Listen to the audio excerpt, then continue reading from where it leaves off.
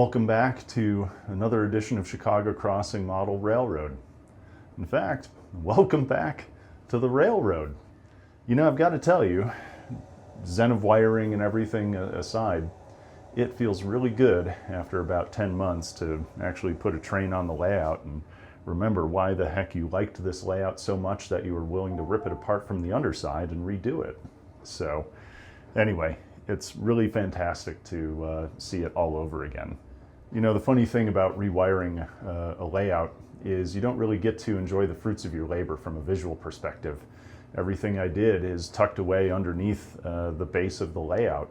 And so mostly what you do is you put everything back on and you say, yeah, it seems to operate again. I guess I'm grateful for that. But the real dividend is actually operational stability, ease of use and ease of troubleshooting. And that to me is priceless. So, you know, the layout's back up and running. I'm glad of that.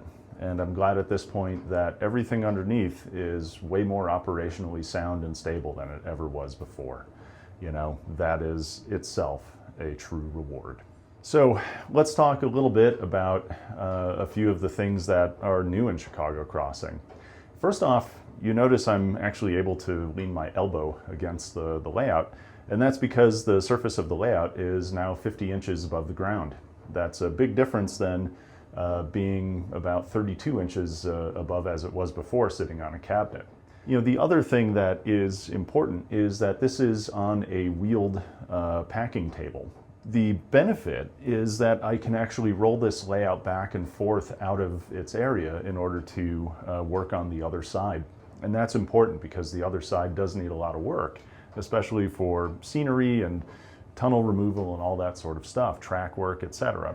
So this gives me a chance to not have to reach over a taller layout. I can actually just roll the thing forward a little bit, and that pretty much takes care of access to the rear of the layout. That was a big issue before because even on a lower base, you know, 3 feet is a long way to reach, and even for somebody as tall as I am.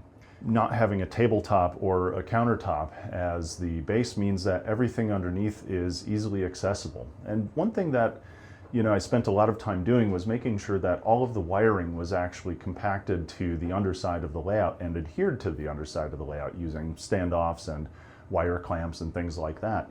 And that's actually really nice. You can't see any of the wires. If you come up to the layout or even look a little bit underneath, you don't see any of that stuff. It's only if you really get under there that you actually see the guts of the layout. And to me, that just makes it look professional, and it makes it look really neat and clean. And that was great. And, you know, there's still a lot of adjustments that need to be made, including fixing buildings and scenery. You know, 10 months is a long time in the life of a model railroad, and there are certainly some areas of damage caused by where the layout was and how it was set up against the wall. That's all fine. It'll get fixed over time. Another big change to the layout is how all the turnouts are controlled. You know, gone are the days of the pop motors and the array of switches that used to be on the fascia of the layout.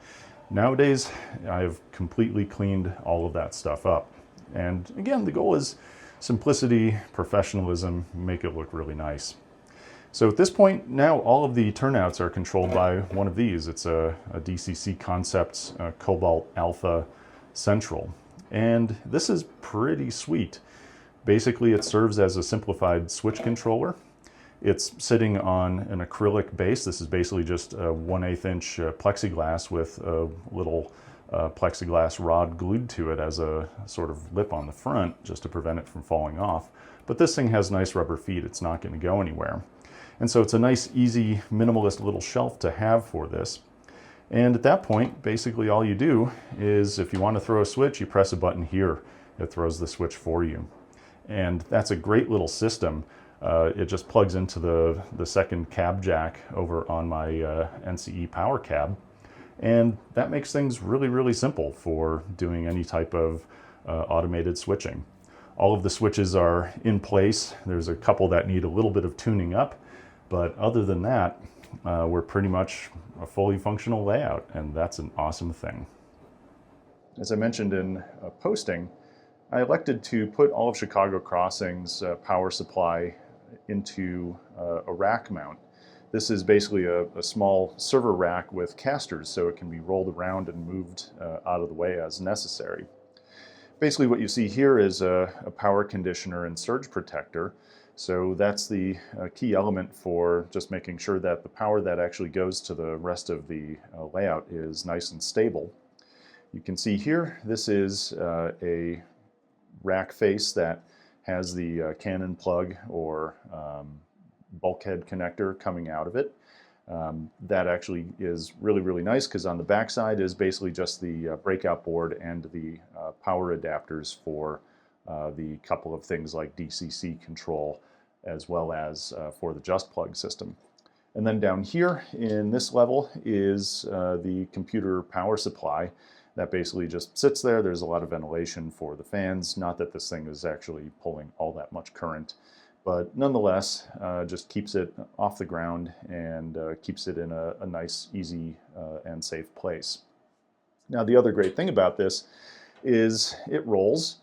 There's about 25 feet of cable over here onto the side that connects up there and up there.